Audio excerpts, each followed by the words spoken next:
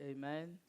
Nous allons prendre nos Bibles dans le livre de Genèse au chapitre 22. Nous allons faire cette lecture.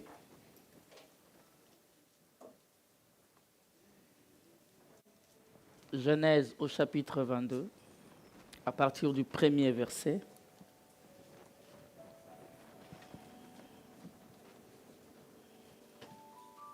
Jusqu'au verset 18. C'est une écriture que nous connaissons, que nous lisons plusieurs fois, que nous avons déjà enseigné là-dessus. Et aujourd'hui, nous allons introduire cet enseignement ce matin, cet après-midi, c'est début d'après-midi. Amen. Genèse chapitre 22, à partir du premier verset. La Bible dit ceci. Après ces choses, Dieu mit Abraham à l'épreuve. Quelqu'un dit avec moi épreuve. Et lui dit, Abraham. Et il répondit, me voici. Dieu dit, prends ton fils, ton unique, celui que tu aimes, Isaac. Va-t'en au pays de Morija et là offre-les en holocauste sur l'une des montagnes que je te dirai. Abraham s'éleva de bon matin, sella son âne et prit avec lui 2 serviteurs et son fils Isaac. Il fendit du bois pour l'holocauste et partit pour aller au lieu que Dieu lui avait dit. Le 3e jour, Abraham, levant les yeux, vit les lieux de loin.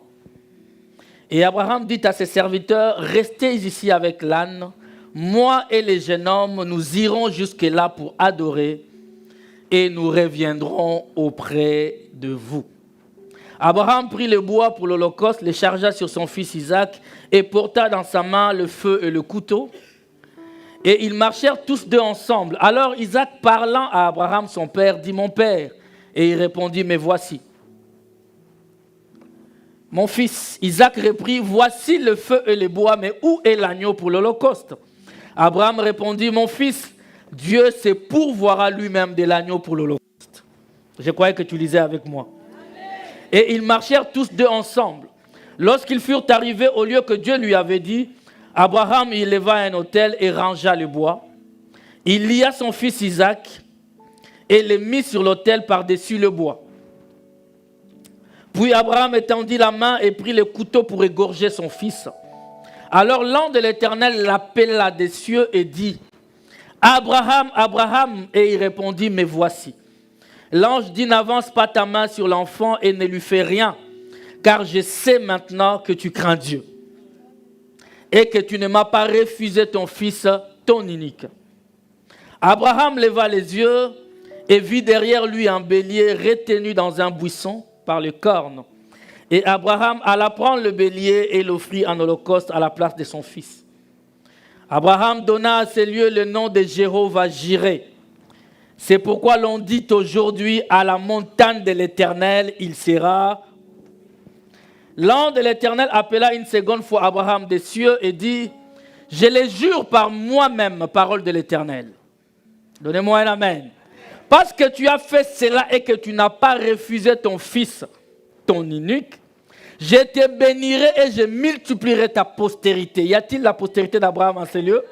Comme les étoiles du ciel et comme le sable qui est sur le bord de la mer. Et ta postérité possédera la porte de ses ennemis.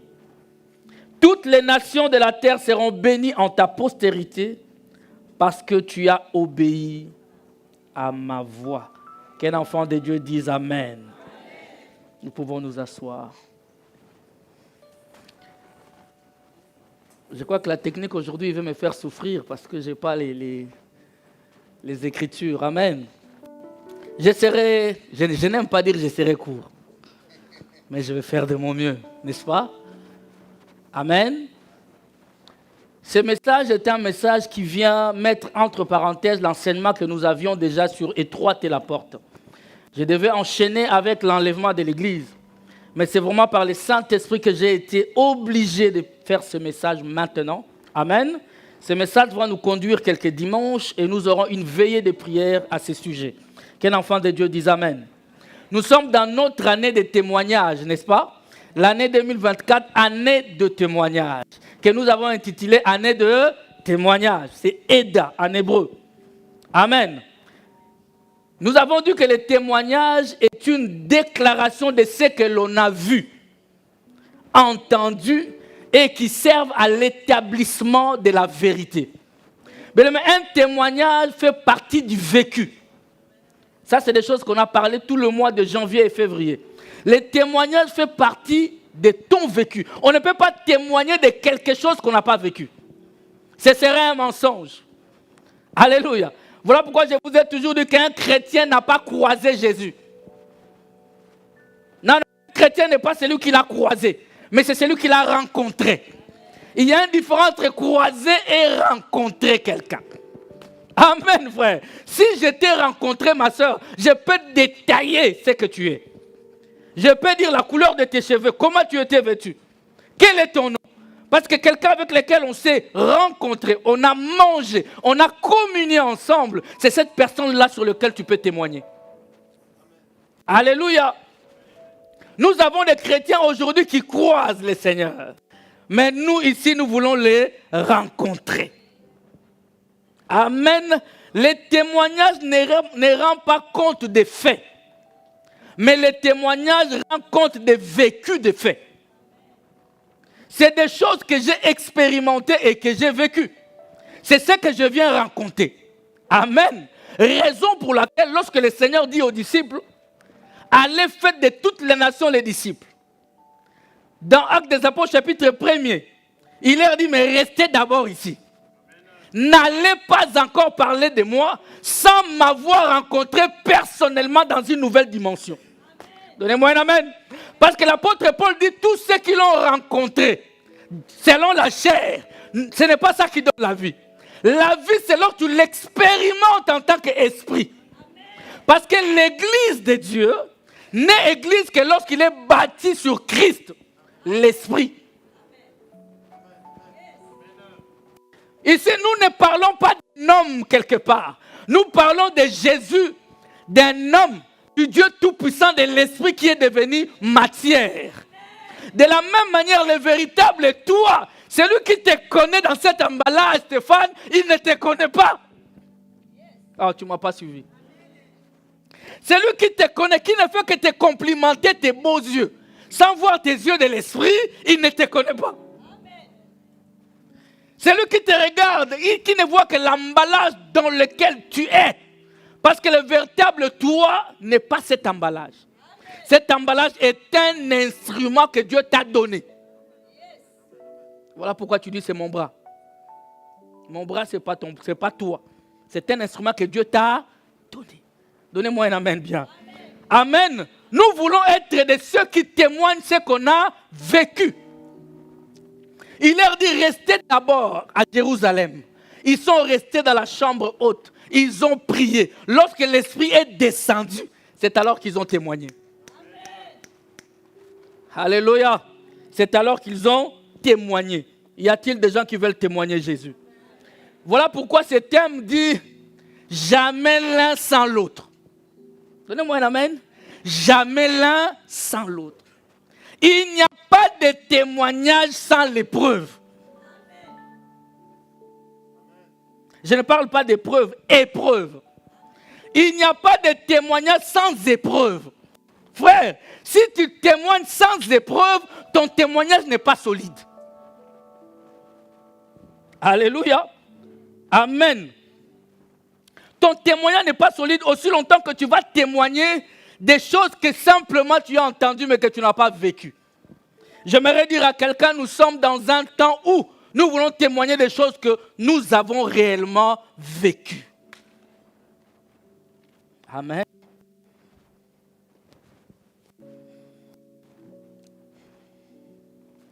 Les témoignages, on en a parlé, mais je vais un peu te parler des épreuves. Je vais introduire ça, nous allons terminer.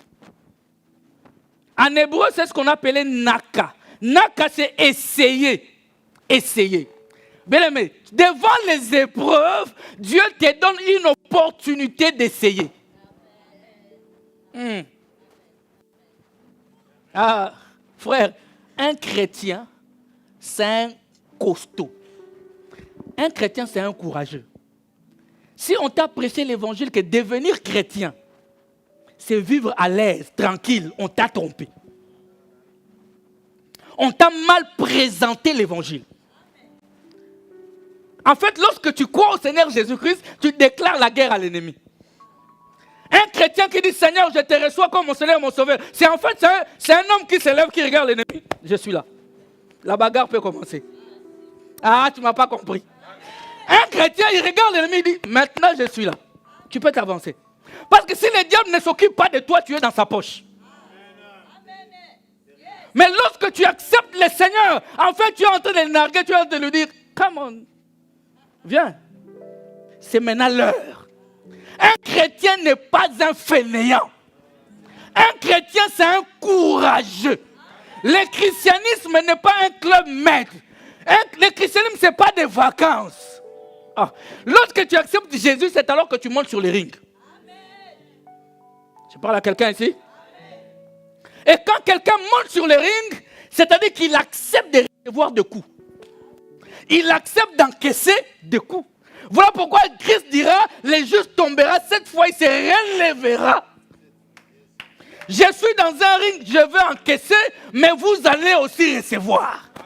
Est-ce que je parle à quelqu'un? J'ai dit pendant cet enseignement, le diable aussi va... Ah, tu ne l'as pas bien dit. Le diable aussi va... Ah, j'accepte que je peux encaisser. Mais lui aussi, il va recevoir. Donnez-moi un amen bien. Alléluia. C'est naka en hébreu qui veut dire essayer, mettre à l'épreuve. Ça veut dire vérifier. Aïe. Parce qu'on va voir tous ces aspects. Ça veut dire passer au contrôle. Alléluia. Ça veut dire prouver, tenter ou oser. Amen. Et en grec, ça veut seulement dire la preuve. En grec, partout, tu vois épreuve, c'est preuve. Alléluia. Amen. C'est par quoi une chose est éprouvée, une chose est contrôlée. Dans Jacques chapitre 1er, le verset 2 au verset 3, la Bible dit, vous savez, j'ai eu encore la confirmation ce matin dans tout ce qu'on a fait comme adoration, les cantiques qu'on a chantés, que c'était vraiment le message approprié. Jacques chapitre 1er, le verset 2 et 3, la Bible dit, mes frères, regardez comme un sujet de joie complète les diverses épreuves auxquelles vous pouvez être exposés, sachant que l'épreuve de votre foi produit la patience. Alors, nous n'avons pas besoin que tu nous dises que tu es un homme patient. En fait, la patience, c'est la preuve de l'épreuve. Je parle à quelqu'un ici? Ah, parce qu'il y en a qui disent je suis patient. Mais avec ton mari, il suffit qu'ils disent enfant de Dieu. Enfant de Dieu. Il suffit qu'on te marche sur l'orteil, là c'est fini. Ça fait mal, hein? Les frères ont dit que marcher sur l'orteil, ça fait. Mais c'est alors quand tu passeras par cette épreuve, amen, tu manifestes la patience qu'on dira que tu es patient. C'est les résultats. La patience, c'est les résultats. Écoute, il n'y a pas d'épreuve sans épreuve. Non, je ne sais pas si tu as saisi. Il n'y a pas d'épreuve sans épreuve. Je vais l'expliquer tout à l'heure. Donc, considère comme un sujet de joie parfaite, complète, parfaite, le fait de passer par les épreuves. Dans 1 Pierre chapitre 3, plutôt 1 Pierre chapitre 1er à partir du verset 3, dans mon écran là est vraiment down, hein?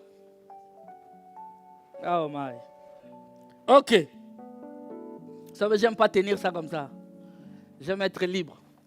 Le pasteur Lode, le dimanche avant là, c'est la première fois qu'il prêche ici, mais il était devenu dépendant de cet écran. Cet écran, je ne sais pas qu'est-ce qu'il a. Non, il y a quelque chose. Amen.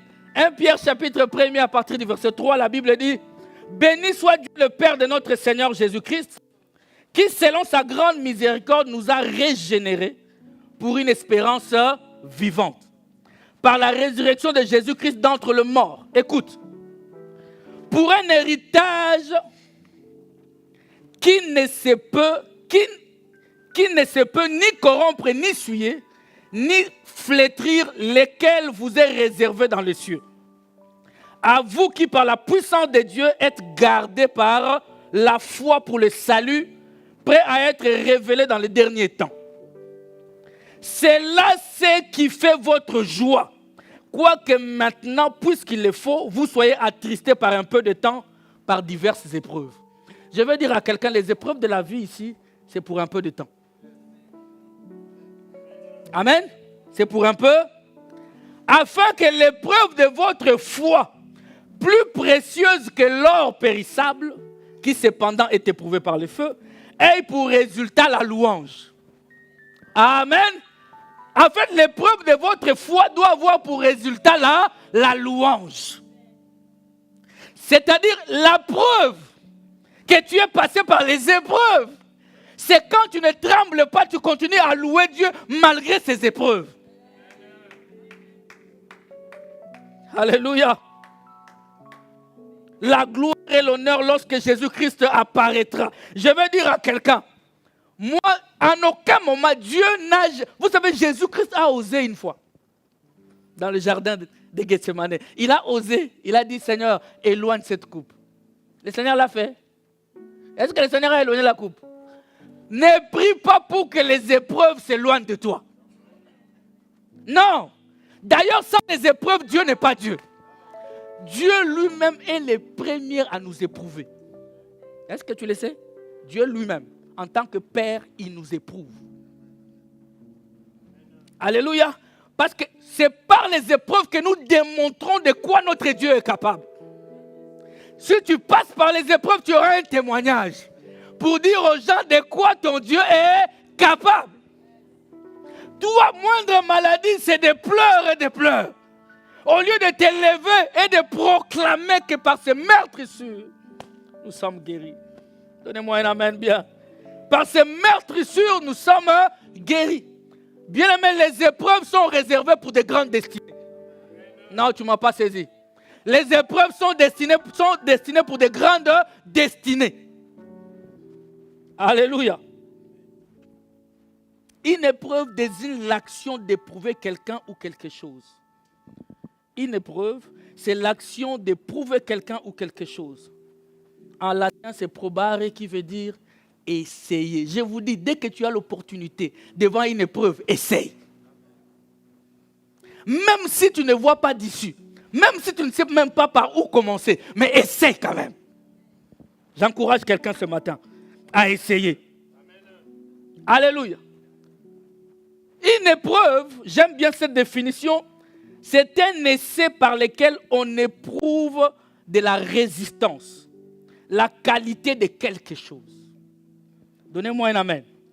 Raison pour laquelle un véhicule, une voiture par exemple, alléluia, doit passer par des épreuves avant qu'on mette la voiture sur le marché. On doit éprouver ces véhicules pour qu'on constate est-ce que ce véhicule est à la hauteur. Donnez-moi un amen, frère. Alléluia. S'il doit faire les rallyes, on doit prendre une voiture, on les met dans les épreuves des rallyes. Pour qu'on dise, oui, cette voiture plutôt, peut affronter ce type de difficultés. Amen.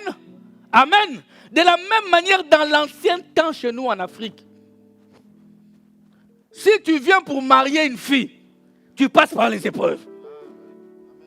Non, que les frères peuvent dire amen ici. Ah. Ce n'était pas seulement, on s'est rendu, non. On va te donner notre fille. Ok? Ok? Es-tu capable de la nourrir, de la protéger, de veiller sur elle?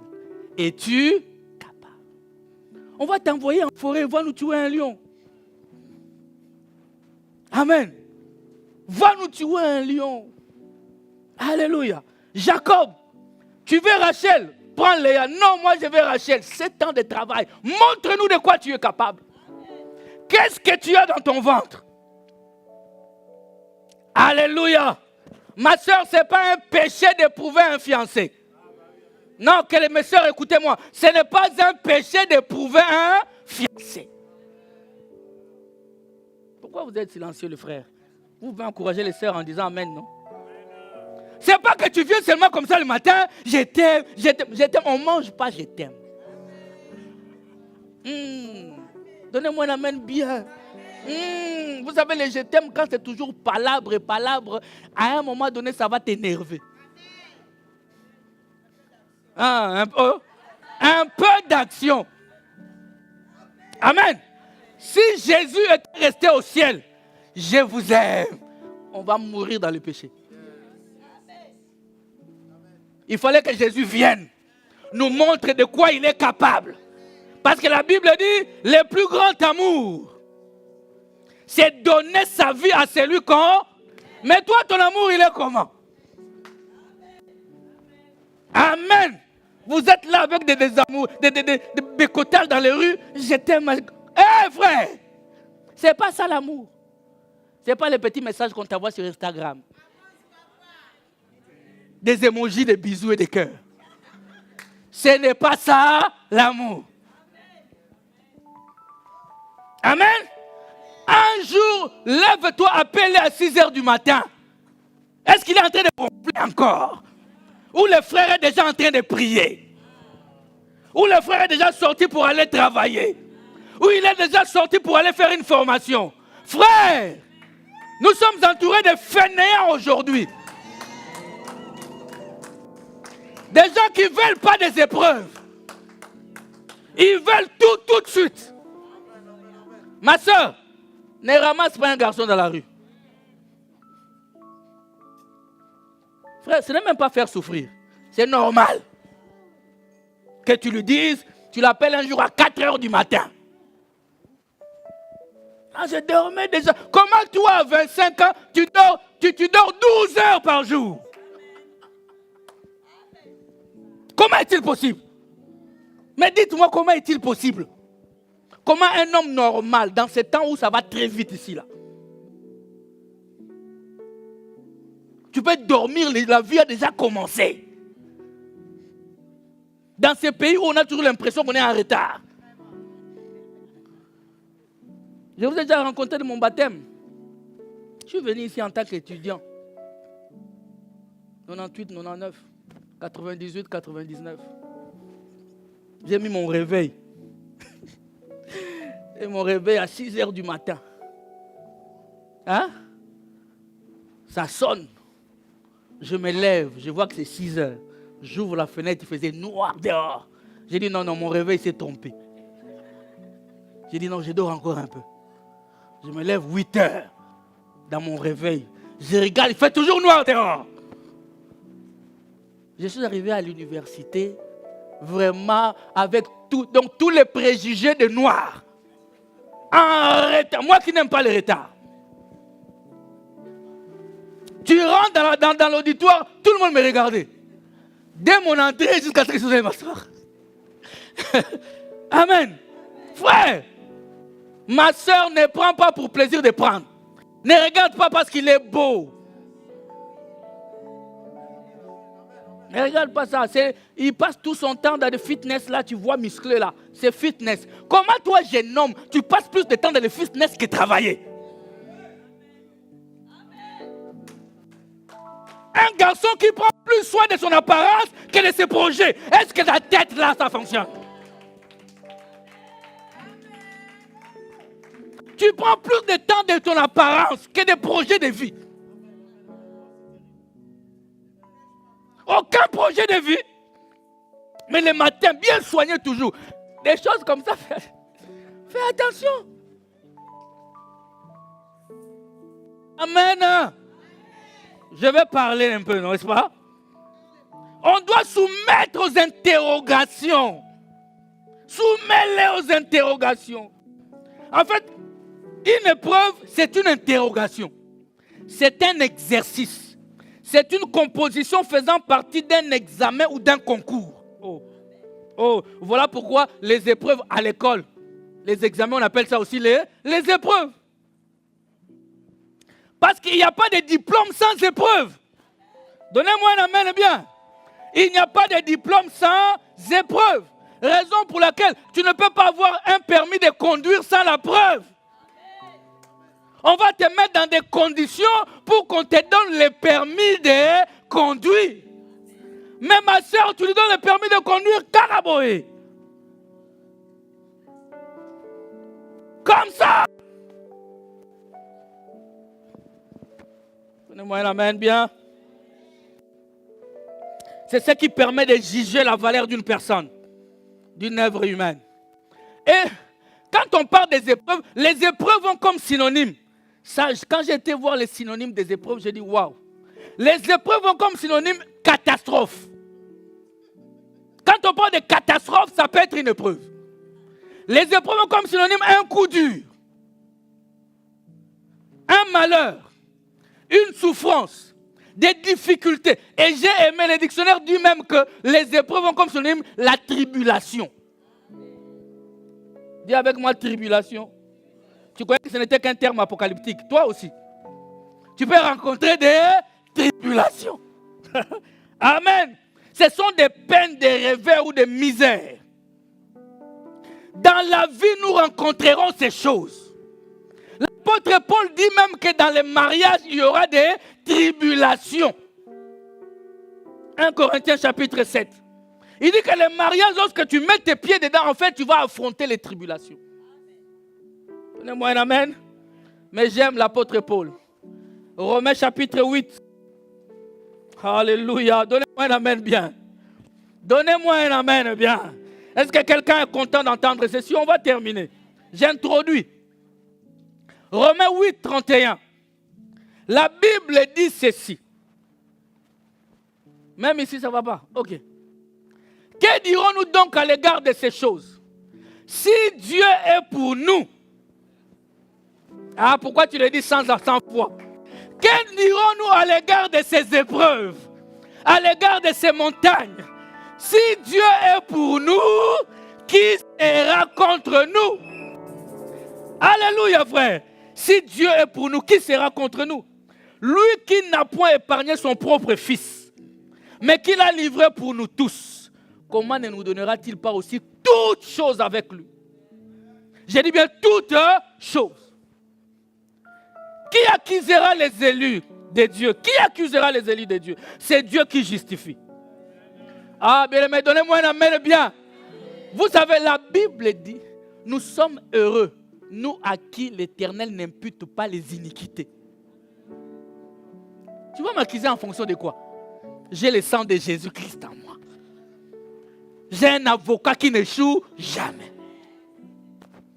Personne ne peut plaider ma cause comme lui. Alléluia. Qui accusera les élus de Dieu? C'est Dieu qui justifie. Il est le juste juge. Il n'est pas seulement avocat, il est juge. Peu importe, moi, je ne me plains pas. Celui qui me défend, c'est celui qui décide en même temps. Alléluia. Qui le condamnera? Christ est mort. Le verset 33. Qui accusera? Le verset 34. Qui le condamnera? Christ est mort, bien plus, il est ressuscité. Il est à la droite de Dieu et il intercède pour nous. 35. Qui nous séparera de l'amour de Christ? Dis amen avec moi. Qui peut te séparer de l'amour de Christ? Sera-ce la tribulation, c'est-à-dire les épreuves? Qu'est-ce qui peut me séparer de l'amour de Dieu? Sera-ce la tribulation? Il y en a simplement un travail le sépare de Dieu. Une promotion au travail, ça te sépare de Dieu. Il y en a pire encore, juste un mariage. Parce que tu t'es marié, tu n'as plus de temps pour Dieu. Alléluia. Oubliant que c'est le même Dieu qui te l'a donné. Tu pleurais la maternité, Seigneur. Il te donne des enfants, les mêmes enfants, tu n'as plus de temps pour Dieu. Frère, on a toujours du temps. Mais ça dépend, tu accordes ce temps à qui? Que personne ne te dise, moi, tu vois, je suis très occupé, je n'ai pas le temps de te répondre. C'est que je n'ai pas de valeur qu'il faut à tes yeux. Donnez-moi un amen bien, frère. Qui nous séparera de l'amour de Christ? Sera-ce la tribulation, ou l'angoisse, ou la persécution, ou la faim, ou la nudité, ou le péril, ou l'épée? 36. Selon qu'il est écrit, c'est à cause de toi qu'on nous met à mort tous les jours, qu'on nous regarde comme des brebis destinées à la boucherie. 37. Mais dans toutes ces choses, et moi un amen, frère, pendant les épreuves, les difficultés et les maladies, dans toutes ces choses, nous sommes plus que vainqueurs par celui qui nous a. Dis avec moi, je suis plus que vainqueur. Ah, je suis plus que vainqueur. Bien aimé, quand je dis je suis plus que vainqueur, je ne suis pas vainqueur. Plus que vainqueur. Cela veut tout simplement dire, quand moi je combats dans les épreuves, je n'attends pas la victoire. J'ai déjà la victoire. Je ne combats pas pour obtenir la victoire. Je suis déjà plus que vainqueur. Donnez-moi un amen bien. Alléluia. C'est dans l'épreuve que nous avons des preuves. Donnez-moi un amen. J'ai dit c'est dans l'épreuve que nous avons des preuves. D'une manière générale, peut-être les gens ne te diront pas. Mais les hommes que nous sommes, nous attendons toujours des preuves pour savoir si tu as réussi l'épreuve. On attend toujours un diplôme. Amen. Tu peux beau nous dire, mais on attendra toujours. Amen. Alléluia. On attendra toujours. Parce que nous voulons savoir ce qui s'est réellement passé. Tu peux nous dire tout ce que tu veux. Voilà pourquoi il y en a qui lorsqu'ils sont dans un espace, ils s'inventent une vie. Ils s'inventent une vie sans preuve. Alléluia. Jésus pouvait se lever et dire, qui d'entre vous peut me convaincre du péché? Qu'ai-je dit que je n'ai pas accompli? Dites-le-moi. Personne ne pouvait lui dire quelque chose parce que tout ce qu'il disait, il accomplissait. Donnez-moi un amen, frère. Il accomplissait. Jamais l'un sans l'autre. Les témoignages, c'est les résultats des épreuves. C'est les résultats des difficultés dans ta vie. Alléluia. Et si tu es fils d'Abraham, nous avons vu dans Genèse chapitre 22, on abordera ça le dimanche prochain, Dieu mit Abraham à l'épreuve. Frère, ce n'est pas un homme qui a mis à l'épreuve. Des fois, certaines difficultés, nous disons, les diables, on cherche des diables pour rien.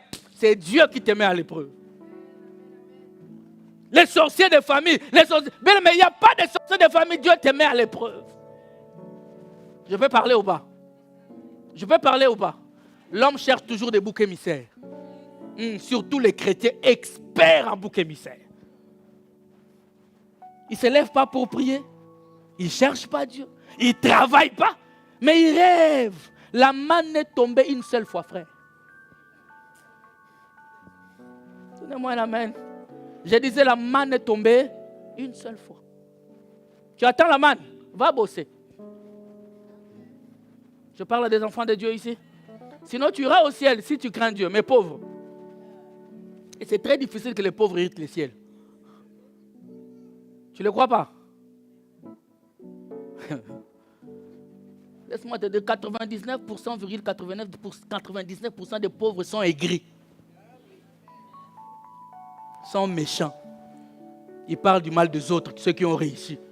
Et tu vas aller au ciel avec ces cœurs-là.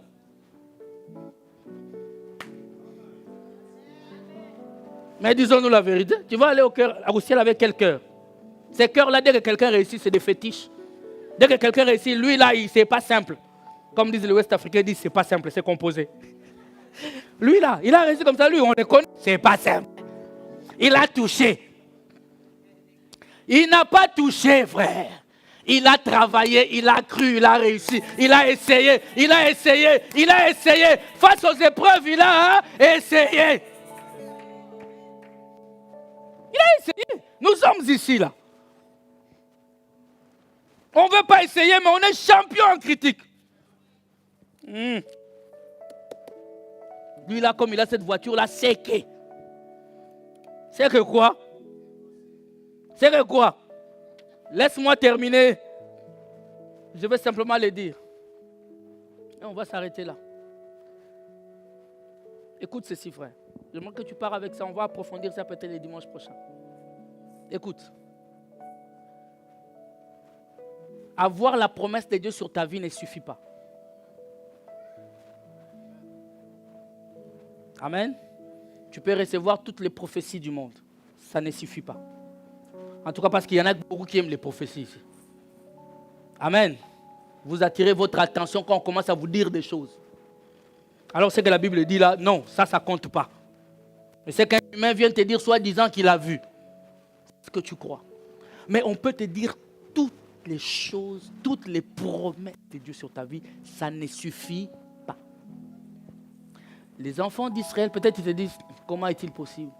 Les enfants d'Israël, Dieu dira à Abraham, ta descendance ira dans un pays lointain. 400 ans après, je viendrai les secourir. Alléluia. La promesse était là, mais il fallait que Dieu vienne. Écoute bien ceci. Écoute bien. Le plus important, ce n'est pas d'avoir la promesse, mais d'avoir le Dieu de promesse avec toi. Moïse, malgré toutes les promesses, il disait toujours à Dieu, si tu ne viens pas avec nous, je ne bouge pas d'ici. Est-ce que je parle à quelqu'un ici? Dis, si toi-même, tu ne viens pas, je ne bouge pas malgré tout ce que tu m'as dit. Écoute, bien-aimé, voilà pourquoi j'ai toujours dit, notre Dieu n'envoie pas comme les hommes. Lui, quand il t'envoie, il t'accompagne. Alléluia. Les enfants d'Israël, il fallait 400 ans, mais il fallait attendre dans la prière. Et quand Moïse est venu, ils sont sortis. Écoute bien. Ils sont sortis de l'Égypte. Ils arrivent à Kadesh Barnéa, tout près de la terre promise. Amen. Tout près de la terre, maman. La terre promise est là. Les scientifiques disent, les chercheurs disent que c'était à une dizaine de jours de Kadesh Barnéa à la terre promise. Là où il a envoyé les 12 espions. Une dizaine de jours. 11 jours précisément, d'après les autres. Amen. Mais quand les espions sont partis, ils ont constaté que c'était réellement la promesse de Dieu. Parce que Dieu ne ment pas. Dit ce que Dieu a dit est réellement ça. Mais nous avons rencontré des géants. Bien-aimé, laisse-moi te dire, Dieu aime te laisser certains défis pour que tu te sentes un peu toi. Ah, donnez-moi la main bien. Non, Dieu, quand il te donne que je dis, va un peu, fais semblant même de te battre. Pour que tu comprennes que je suis avec toi. Il a tout fait. Voilà pourquoi on dit nous combattons dans la victoire. Il avait déjà tout fait. Mais ils ont vu les géants dans leurs promesses. Dans leurs promesses, il y avait des résistances. Mais dans ton mariage, il y aura des résistances. Dans ta maternité, des résistances. Dans ton travail, des résistances. Mais malgré tout ça, crois à celui qui a fait la promesse. Il ne ment jamais. Ils ont vu, ils ont tremblé. Ils ont dit, à leurs yeux et à nos yeux, nous sommes comme des sauterelles. Je vous ai dit ça récemment. C'est-à-dire, ils ont tellement cru à ce qu'ils ont vu que cela est devenu leur foi à eux. Est-ce que tu comprends ou pas? Ah, ils sont forts, et tu commences à les voir forts. Parce que comment un homme, quel complexe d'infériorité, à tes propres yeux, toi qui étais grand, tu viens là-bas, les 10 plaies, vous êtes sortis, vous voyez des géants, vous tremblez, vous dites à leurs yeux et à nos yeux, nous sommes comme des sauterelles. Quelle injure auprès du Seigneur. Ils sont rentrés, ils ne voulaient pas. Mais toi et moi, nous sommes de la race de Caleb. Caleb a dit, taisez-vous. Alléluia. Montons et nous allons nous emparer du pays. C'est cette race de personnes que Dieu attend. Non, je disais que c'est cette race de personnes que Dieu attend. Ils n'ont pas peur d'affronter les géants. Aussi longtemps que tu auras peur d'affronter les géants, tu ne mangeras pas ta promesse. Parce que dans ta promesse, Dieu a laissé quelques géants dedans. pour que tu fasses semblant un peu de travailler. Donnez-moi un amen, frère. Alléluia. Et au lieu de dizaines de jours, ils ont fait 40 ans dans le désert. Est-ce que la promesse était toujours là ou pas? La promesse était toujours là. Mais la promesse ne s'était pas accomplie. Pourquoi? Parce qu'ils n'ont pas voulu affronter les épreuves. J'ai dit à quelqu'un, affronte les épreuves. Affronte les épreuves. Dieu lui-même nous montre comment faire. Je disais que j'introduisais ça aujourd'hui, n'est-ce pas? Oui. Le dimanche prochain, on va voir comment. Il ne faut pas fuir les épreuves, mais comment est-ce qu'on peut les surmonter? Que quelqu'un acclame le Seigneur là où il est. Est-ce qu'on peut se lever? Alléluia.